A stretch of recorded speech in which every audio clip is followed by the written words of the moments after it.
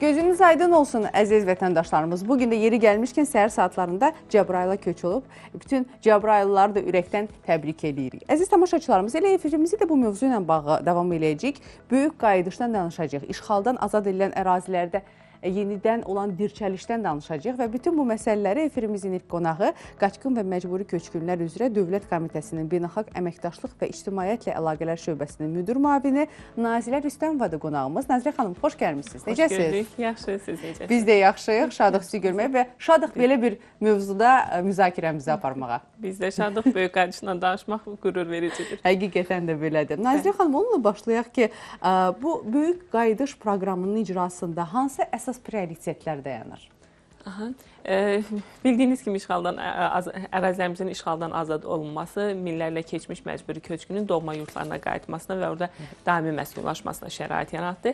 Və cənab Prezident İlham Əliyevin 16 noyabr 2022-ci ildə imzaladığı işğaldan azad edilmiş ərazilərə böyük qayıdışa dair birinci dövlət proqramı, yəni bu sahədə prioritetləri müəyyənləşdirdi ki, işğaldan azad olmuş ərazilərində infrastrukturun qurulması, insanların təhlükəsiz yaşamının təmin edilməsi,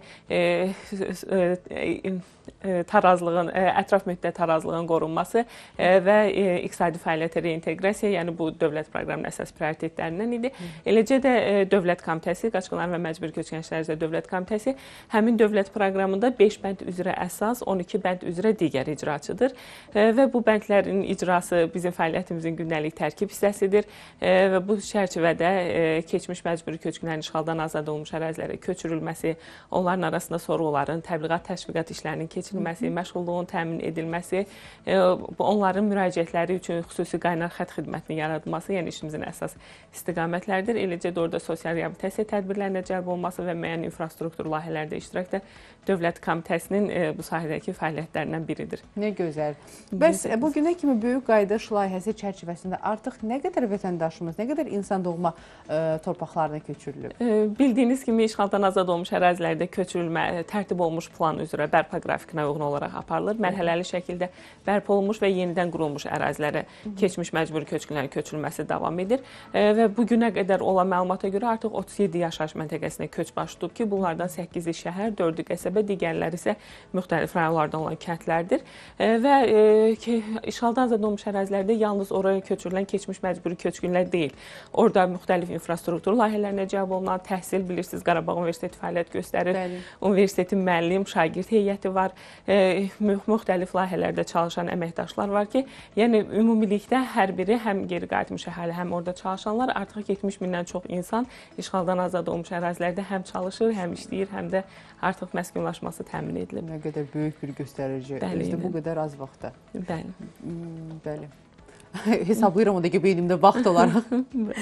Növbəti sualım ondan ibarətdir ki, ümumiyyətlə böyük qayıdış çərçivəsində infrastruktur quruculuğu hal-hazırda hansı mərhələdədir? İnfrastruktur quruculuğu söz bildiyiniz kimi, yəni sürətli şəkildə davam edir. Müxtəlif kəndləri, şəhərləri əhatə edir ki, və bu sadəcə yaşayış sahələrinin tikilməsindən ibarət deyil də. Burada yol infrastrukturu qurulur, kommunal infrastruktur qurulur, digər zəruri sosial infrastrukturdur ki, təhsil müəssisələri, tibbi müəssisələr qurulur və bunlar hər biri də plan üzrə aparılır, yəni davam elətdirir və insanların rahat, təhlükəsiz yaşayışı üçün şərait yarandıqdan etibarən isə komitə onların köçürülməsini təmin edir. Bir digər məsələdən maraqlıdır ki, Nazirə xanım, ümumiyyətlə insanlar bu proqram çərçivəsində öz aid olduqları torpaqlara köçürüləndə, amma belə baxanda nə qədər uzun bir müddət keçib bunun üzərində.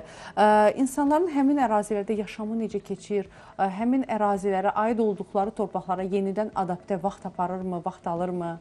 Yəni, bu cənab prezidentin də hər zaman dediyi sözdür ki, yəni insanlar, biz burada müvəqqəti məskunlaşma üçün kəndlər, qəsəbələr salınırdı, amma cənab prezident onlarla hər zaman görüşəndə bildirirdi ki, onlar işğaldan azad olmuş ərazilərə qayıdacaqlar, orada onlar üçün burada yaradıldığından da gözəl şərait yaradılacaq və həqiqətən də işğaldan azad olmuş ərazilərdə onların rahat, təhlükəsiz, ləyaqətli yaşamının təmin olunması üçün işlər görülür və Dövlət Komitəsinə çox saylı müraciətlər daxil olur. Bununla da bağlı məlumat verərdiniz. verərdiniz? Bəli, hər kəs öz doğma torpağına qayıtmaq, tezliklə orada yaşamaq, o yerlərin dirçəldilməsində öz töhfəsini vermək istəyir, ata-baba yurdlarını yəni yenidən yaşatmaq istəyir ki, yəni hər hansı da orada adaptasiyada hər hansı bir problemlərlə rastlaşmırıq və insanlar yəni yaşlı nəsil hansı ki, işğaldan öncə orada yaşayıb, onlar da böyük həvəslə geri qayıdır və yeni nəsil hansı ki, yəni o torpaqlar işğal altında olub və oranı görməyib və onlar da o qədər böyük həvəslə, coşqu ilə qayıdırlar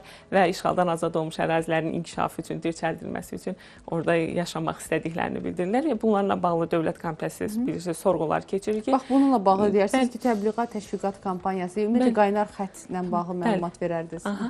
Bu dövlət proqramında bizim əsas icraçı olduğumuz bəndlərdən biri sorğuların keçirilməsidir ki, komitənin aidiyyatı struktur bölməsi, eyni zamanda biz ADA Universiteti ilə birgə sosioloji sorğular keçiririk. İnsanların burada geri qayıdışla bağlı fikirləri, ailə tərkibi, yəni ümumiyyətlə Dövlət Komitəsinin elektron bazası mövcuddur ki, orada məcburi köçkünlərin uçuğu aparılır, onlar haqqında hər bir məlumat orada yerləşdirilir. Sorğu zamanı isə əlavə məlumatlar öyrənilir, məşğulluğa münasibəti, geri qayıdışa münasibəti öyrənilir və çox sevindirici haldır ki, sorğuların nəticəsində keçmiş köçkünlərin mütləq əksəriyyəti doğma yurda qayıtmaq istədiyini bildirir və bununla bağlı Dövlət Komitəsi ilə həmin məcburi köçkünlər arasında razılıq protokolu imzalanır. Eyni zamanda təbliğat, təşviqat məsələləridir ki, bunlar yəni həm geri qayıtmaq istəyən köçkünlər, həm orada artıq qayıtmış və yaşayan daimi məskunlaşmış sakinlərin həyat tərzinin təbliğatı ilə əlaqədardır ki, bununla bağlı komitə kütləvi tədbirlər keçirilir, video çarxlar, posterlər, flashmoblar, sosial reklamlar hazırlanır ki, bunlar da mütəmadi olaraq həm mediada, həm sosial şəbəkələr vasitəsilə yayımlanır və insanlar, belə deyək də, qayıtmaq istəyən insanların fikri artıq o yerlərlə bağlı tam formalaşır, belə deyək, şahid olurlar yaradılan şəraiti. Həm də ki, orada yaşayan insanların həyat tərzini həm keçmiş köçkünlər, həm də bütün ictimaiyyət görür, bu maraq kəsb edir. Eyni zamanda geri qayıtmış köçkünlərin onlara dəstək məqsədilə xüsusi qaynar xətt xidməti yaradılıb ki, bu 1657 qaynar xətt nömrəsidir və orada həm keçmiş məcburi köçkünlər Dövlət Komitəsinin funksional fəaliyyətləri ilə bağlı sorğularını ünvanlaya bilərlər ki, yəni müraciətlərin nəticəsi, rəhbər şəxslərin qəbuluna yazılmaq və digər məsələlər.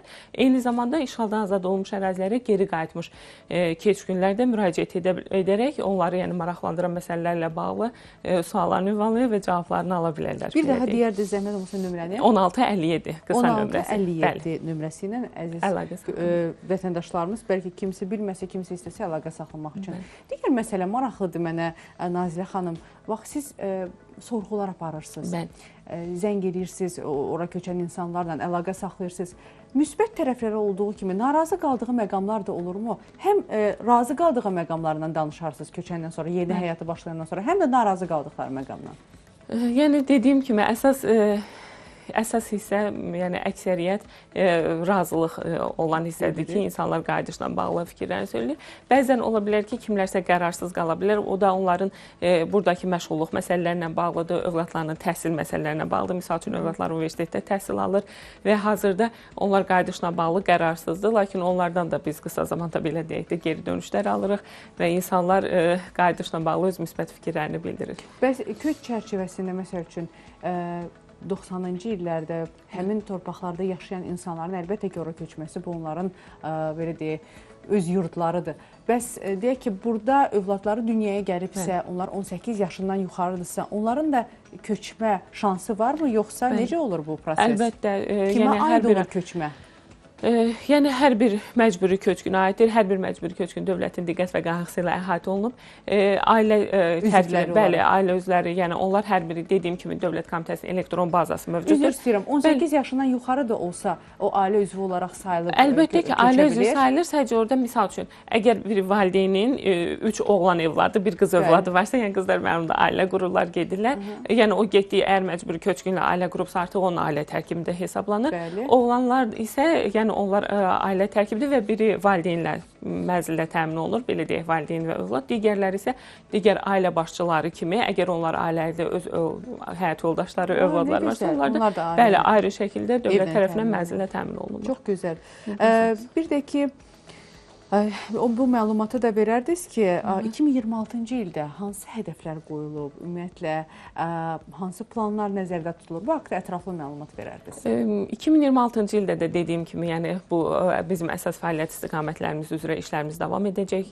Məcburi köçkünlərlə sorğular aparılacaq ki, artıq bilirsiniz, antiterror əməliyyatı nəticəsində də azad olmuş ərazilərimiz, yəni artıq onlar, yəni tamamilə azad olmuş ərazilərimiz var ki, həmin ərazilər üzrə də sorğular aparılır. Tərtib olunmuş planlar üzrə bərpa yenidən qurma işləri aparılacaq və mərhələli şəkildə keçmiş məcburi köçkünlərin qayıdışı təmin olunacaq ki, bu qayıdış zamanı da onda nəzərinizə çatdırım ki, ilk növbədə yataqxana, sanatoriya, düşərgə kimi müvəqqəti məskunlaşma yerlərində yaşayanlar ilk növbədə mənzillə təmin olunurlar. Daha sonra isə digər mənzillərdə, misal üçün kirayə yaxud qohum evlərində yaşayanlar olur. Dövləti tərəfindən mənzilə təmin olunmuşlar var ki, onlar sonraki mərhələlərdə təmin olunur.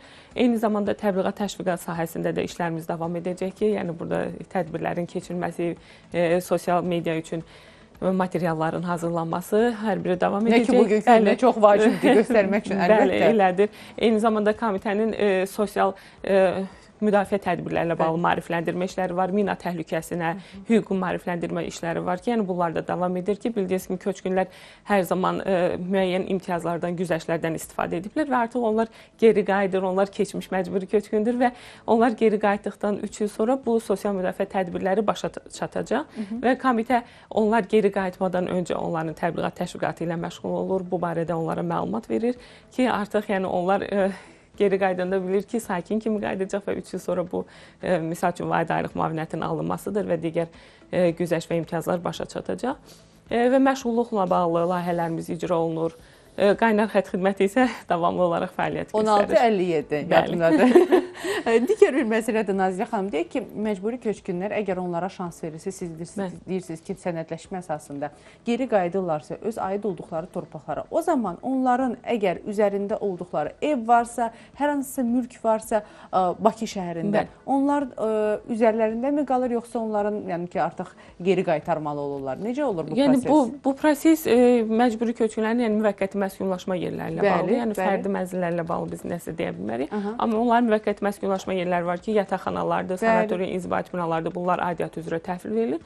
Eyni zamanda dövlət tərəfindən mənzillər təmin olmuşdur ki, bu günə qədər 300 mindən çox keçmiş məcburi köçkün dövlət tərəfindən müxtəlif regionlarda, Bakıda, Şəkidə, Mingəçevirdə mənzillərlə təmin olunub ki, onlar dövlətin xüsusi mənzil fonduna məxsusdur və onlar geri qayıdarkən də həmin mənzilləri təhvil verirlər. Bir də ki, məsəl üçün, bəzən sosial şəbəkələrdə bir neçə ay bundan əvvəl belə bir video yayılmışdı ki, keçmiş məcburi köçkünlər Bakıda kiminsə evinə daxil olmuşlar və çıxmaq istəmirdilər. Bax, bu halda artıq onlar tamamilə öz hüququnu itirirlər, düzdürmü? Yəni, bu ev həqiqətən aid olduğu insanadır və çıxmalıdır bu keçmiş məcburi köçkün. Çünki adından da məlum olduğu kimi keçmişdir. Keçmiş məcburi köçkündür və bu necə həll olunur bu məsələlər? Bildiyiniz kimi o işğaldan azad ərazilərimiz işğaldan azad olunan zaman insanlar müxtəlif yerlərdə məskunlaşırlar. Onlardan bir qrupu da başqa şəxslərə məxsus mənzillərdə məskunlaşıb ki, və bununla bağlı cənab prezidentin 1992-98-ci illərdə məcburi köçkünlərin məskunlaşdığı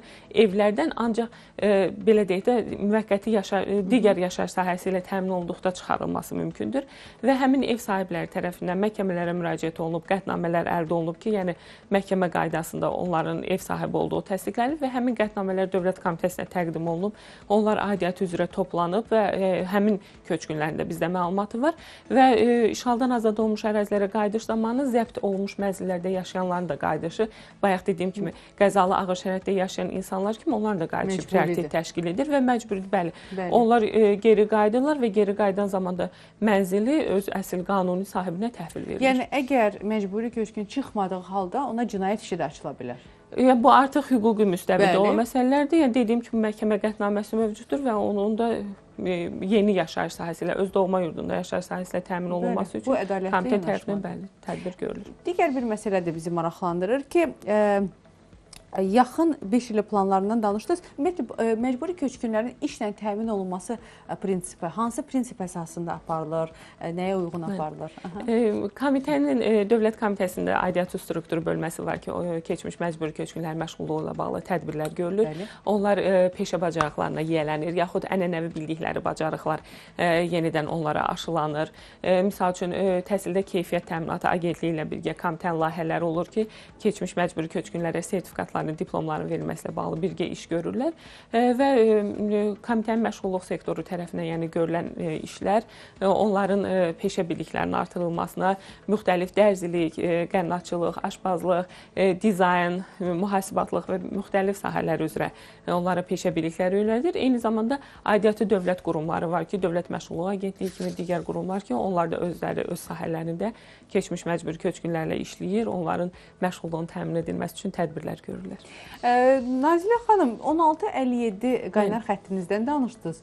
Ən çox nəyə görə müraciətlər olunur? Ən çox hansı mövzularla bağlı müraciətlər olunur? Müraciətlərimiz ən çox Dövlət Komitəsinin öz funksional fəaliyyəti olanda onların öz müraciətlərinin nəticəsi və komitə rəhbərliyinin qəbullarına yazılmaqla bağlıdır. İşğaldan azad olmuş ərazilərdə isə geri qayıdışla bağlıdır. Yəni bəzən insanlar bilmirlər siyahıya düşmək, ilk növbədə köçürülmək, yəni bunlarla bağlı. Elə buradan da demək istəyirik ki, yəni keçmiş məcburi köçkünlərin hər biri haqqında bizdə məlumat mövcuddur. Yəni yenidən siyahıya düşmək kimi bir belə deyək də qayda yoxdur. Onsuz da o köçkünlər haqqında bizdə məlumat var və biz hər bir rayon üzrə, kənd üzrə köçürülmə apararkən vətəndaşların özləri ilə də əlaqə saxlayırıq.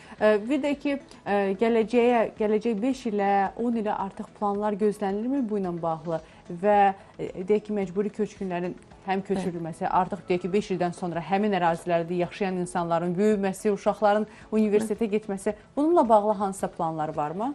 Bununla bağlı, yəni komitənin birbaşa fəaliyyəti dediyim kimi qayıdışla bağlıdır, köçürülmə sorğularla bağlıdır. Amma bildiyiniz kimi birinci dövlət proqramı 2022-26-cı illəri əhatə edir. Artıq bu il, yəni ilk dövlət proqramı başa çatır və cənab prezidentin sərəncamı ilə növbəti 2027-30-cu illər üzrə dövlət proqramı ilə bağlı dövlət qurumlarından təkliflər alınıb. Eləcə də dövlət komitəsi öz təkliflərini verib. Yəni digər bütün tədbirlər, layihələr hər biri yəqin ki, həmin dövlət proqramından qeyd olunacaq və tanış olacaqsınız. İnşallah, ümid edirik. Nəzirə xanım, çox gözəl bir işlə məşğulsuz. Buna görə təşəkkür sizə də, komitənizə də. Uğurlar arzuluyuruq. Nə gözəl ki, vətəndaşlarımızı aid olduqları torpağa köçürülməsində siz də səbəbkar olursunuz. Bu istiqamətdə aktiv şəkildə işlərinizi görürsünüz. Çox sağ olun. Siz də sağ olun. Təşəkkür edirik ki, yəni bu işlərin də təbliğatında siz də rol oynayırsınız. İstəsəz buradan bir daha çağırış edə bilərsiniz 1657 ilə bağlı, Bəli, ya da ki, vətəndaşlarımıza bağlı. Bəli, 1657 komitənin qaynar xətt nömrəsidir. İstənilən müraciətlərlə bağlı onlar müraciət edə bilərlər və həmin müraciətlər komitənin aidiyyatı şöbələrinə yönləndirilir və iki istiqamət üzrə komitənin fəaliyyət istiqamətləri və işğaldan azad edilmiş ərazilərə qayıdışla bağlı suallarını cavab ala bilərlər. Ümid edək ki, bu söhbətimiz də həmin torpaqlara aidiyyatı olan insanlar üçün də faydalı oldu, vətəndaşlarımız üçün də faydalı oldu. Təşəkkür edirik sizə. Mən təşəkkür edirəm. Çox sağ olun. Sağ olun. Əziz tamaşaçılarımız, nəzərinizə bir daha çatdıraq ki, efirimizin qonağı Qaçqın və Məcburi Köçkünlər üzrə Dövlət Komitəsinin Beynəlxalq Əməkdaşlıq və İctimaiyyətlə Əlaqələr Şöbəsinin müdir müavini Nazilə Rüstəmova idi. Ümumiyyətlə, bu mövzuları daimi müzakirə eləməyə hər birimizin ürəyini isidir. Bizim vətəndaşlarımızı, keçmiş məcburi köçkünlərimizi artıq vətəndaş qismində öz aid olduqları torpaqlarda görmək, onları orada firavan həyatla yaşadıqlarını görmək, mütəmadi şəkildə ünsiyyət zamanı onların orada həqiqətən nə qədər hüzurlu şəkildə yaşadığını görmək hər birimizi sevindirir. Çünki biz bunun arzusunda 30 ilə yaxın olmuşuq. Nə gözəl ki, artıq bundan keçmiş zamandakı kimi danışırıq. Amma nə olursa olsun, öz tariximizi daim xatırlamalıyıq. Heç bir zaman tariximizdə baş verən bu hadisələri unutmamalıyıq və təbii bundan sonra doğulacaq övladlarımız artıq zəfər dolu Azərbaycanda bu dünyaya göz açacaqlar, böyüyəcəklər. Onlar bəlkə də bizim qədər bu acını bilməyəcəklər. Amma bizim borcumuzdur bir valideyn olaraq, bir vətəndaş olaraq bizdən sonraki nəslə, övladlarımıza, balacalarımıza tarixi düzgün şəkildə çatdırmaq ki, onlar da öz tarixini bilsinlər. Necə deyirlər ki, ən güclü insan öz tarixini bilən